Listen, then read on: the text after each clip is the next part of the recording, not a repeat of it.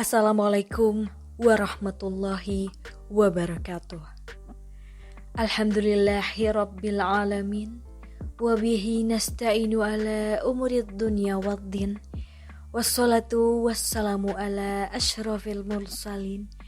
Wa ala alihi wassabihi ajma'in. Amma ba'du. Saudaraku yang beriman, syukur alhamdulillah channel Khazanah Kehidupan bisa kembali menyapa Anda untuk memberikan informasi seputar agama Islam. Semoga kita senantiasa dalam lindungan Allah Subhanahu wa Ta'ala dan dapat terus memahami serta mengamalkan ilmu yang telah diperoleh. Karena sebaik-baik manusia adalah yang paling bermanfaat bagi manusia. Hadis riwayat Ahmad At-Tabrani Ad-Darqutni. Mari bersama-sama menjadi manusia yang bermanfaat dengan memberikan kami dukungan berupa subscribe, like, komen, dan share. Serta jangan lupa juga untuk mengaktifkan lonceng supaya tetap selalu update dengan konten yang akan kami berikan. Saudaraku yang beriman, ziarah kubur adalah mengunjungi kuburan dengan maksud untuk mengambil pelajaran terkait dengan kematian dan kehidupan akhirat, serta mendoakan mayit agar dosa-dosanya diampuni oleh Allah Subhanahu wa Ta'ala. Tahukah kita, ternyata pada masa awal Islam, Rasulullah Shallallahu Alaihi Wasallam pernah melarang umat Islam untuk melaksanakan ziarah kubur. Hal ini dimaksudkan untuk menjaga akidah umat Islam, di mana pada saat itu Rasulullah Shallallahu Alaihi Wasallam merasa khawatir jika ziarah kubur diperbolehkan, sebab umat Islam yang masih lemah akidahnya akan lebih percaya dan menjadi penyembah kuburan. Setelah akidah umat Islam keluar dan tidak ada lagi kekhawatiran untuk berbuat syirik, maka Rasulullah Shallallahu Alaihi Wasallam memperbolehkan para sahabatnya untuk berziarah kubur. Karena ziarah kubur itu akan membuat orang yang hidup untuk selalu mengingat kematian dan memotivasi untuk selalu semangat dalam beribadah. Sebagaimana yang diriwayatkan dalam hadisnya, sesungguhnya aku dulu telah melarang kalian berziarah kubur, maka sekarang ziarah, karena akan mengingatkan kepada akhirat dan akan menambah kebaikan untuk kalian. Dengan menziarahinya, barang siapa ingin berziarah, maka lakukanlah dan jangan kalian mengatakan hujurat atau ucapan-ucapan yang batil. Hadis riwayat Muslim. Saudaraku yang beriman, pada kesempatan kali ini kita akan membahas hal penting dari adab yang perlu diperhatikan ketika berziarah kubur. Yang pertama, mengucapkan salam kepada penghuni kubur. Mengucapkan salam kepada penghuni kubur adalah adab atau sunnah pertama yang harus dilakukan. Ucapan salam ini dilakukan sebagai bentuk penghormatan dan doa yang disampaikan orang yang melakukan ziarah kepada mereka yang telah meninggal. Anjuran mengucapkan salam ini hendaknya dilakukan saat memasuki kawasan kuburan atau hanya sekedar lewat di areal perkuburan. Adapun ucapan salam ini sebagaimana termaktub dalam sebuah hadis. Assalamualaikum ahlaz ziyari minal mu'minina wal muslimin. Keselamatan kepada penghuni kubur dari kaum mukmin dan muslimin. Kami insya Allah akan menyusul kalian semua. Aku memohon keselamatan kepada Allah untuk kami dan kalian semua. Hadis riwayat Muslim. Adab dalam berziarah kubur selanjutnya adalah disunahkan untuk tidak memakai alas kaki saat berjalan di atas kuburan. Hal ini bertujuan untuk menghormati para penghuni kubur yang ada di area pemakaman.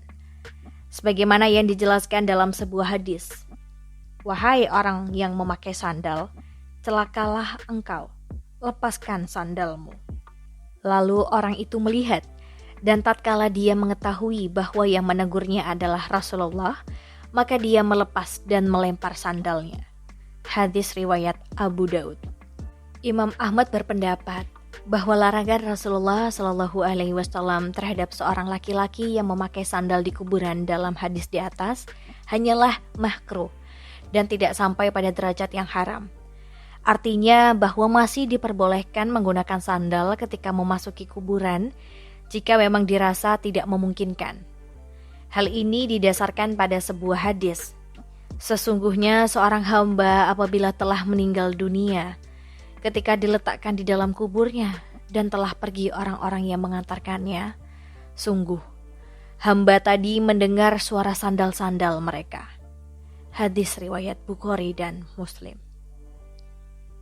Yang ketiga, berziarah berarti mengunjungi ahli kubur yang sudah meninggal. Salah satu hal yang diberikan kepada ahli kubur yang sudah meninggal adalah doa kita untuk mereka. Karena sesungguhnya tidak ada yang paling diinginkan oleh ahli kubur selain kiriman doa dan amal kebaikan yang dihadiahkan untuk mereka. Hal ini sebagaimana dijelaskan dalam sebuah hadis. Seorang mayat dalam kuburnya seperti orang tenggelam yang sedang meminta pertolongan. Dia menanti-nanti doa ayah, ibu, anak, dan kawan yang terpercaya. Apabila doa itu sampai kepadanya, maka itu lebih ia sukai daripada dunia berikut segala isinya. Dan sesungguhnya Allah menyampaikan doa penghuni dunia untuk ahli kubur itu sebesar gunung. Adapun hadiah orang-orang yang hidup kepada orang-orang yang mati ialah memohon istighfar kepada Allah Subhanahu wa Ta'ala untuk mereka dan bersedekah atas nama mereka.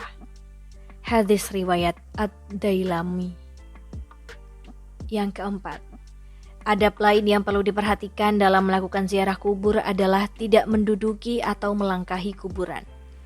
Adapun yang diperbolehkan adalah dengan berjalan di samping atau di antara pusara kubur.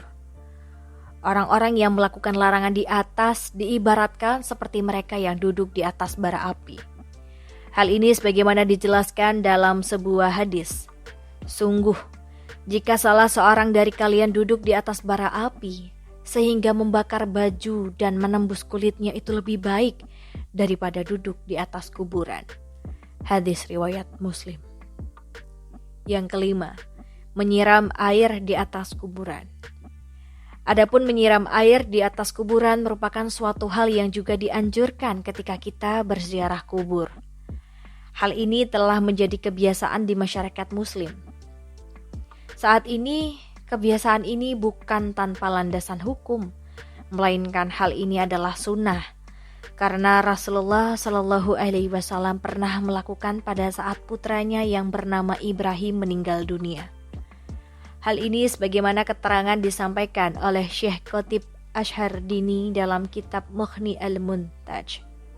Disunahkan menyiram kuburan dengan air karena Rasulullah sendiri melakukannya kepada kuburan putranya Ibrahim.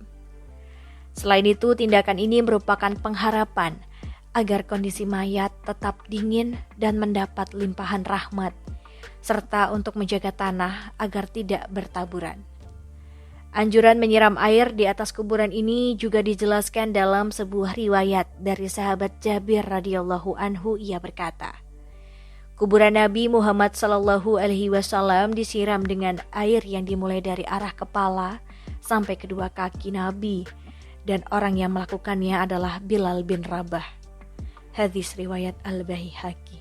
Yang keenam adalah bersih-bersih kuburan. Tahukah kita, ada hal yang tidak kalah penting untuk kita ketahui, di mana masih banyak pemahaman yang salah di masyarakat mengenai bersih-bersih kuburan. Abu Bakar Utsman bin Muhammad, ahli waris keluarga, ataupun orang lain mengambil atau mencabut pelepah rumput-rumput dan tanaman bunga yang masih hijau, belum kering yang tumbuh di atas kubur. Alasannya dikarenakan rumput yang tumbuh di atas kuburan itu senantiasa berzikir, meminta ampun untuk mayit yang ada di dalam kubur tersebut. Sehingga hal itu akan dapat meringankan siksa kubur. Dan karena itulah mayat bisa senang. Dan ini merupakan hak bagi mayit. Namun jika rumput sangat banyak, semisal sampai menutupi fisik kuburan, maka merapikannya untuk tujuan perawatan itu tidak menjadi masalah. Dalam hadis riwayat Ibnu Hibban, Abu Hurairah dan para sahabat yang lainnya berjalan bersama Rasulullah Shallallahu Alaihi Wasallam. Kata Abu Hurairah ketika kami melewati kuburan, maka Rasulullah Shallallahu Alaihi Wasallam mendekati dua kuburan tersebut. Maka kami pun ikut mendekati bersama Rasulullah. Tiba-tiba ekspresi Nabi langsung berubah.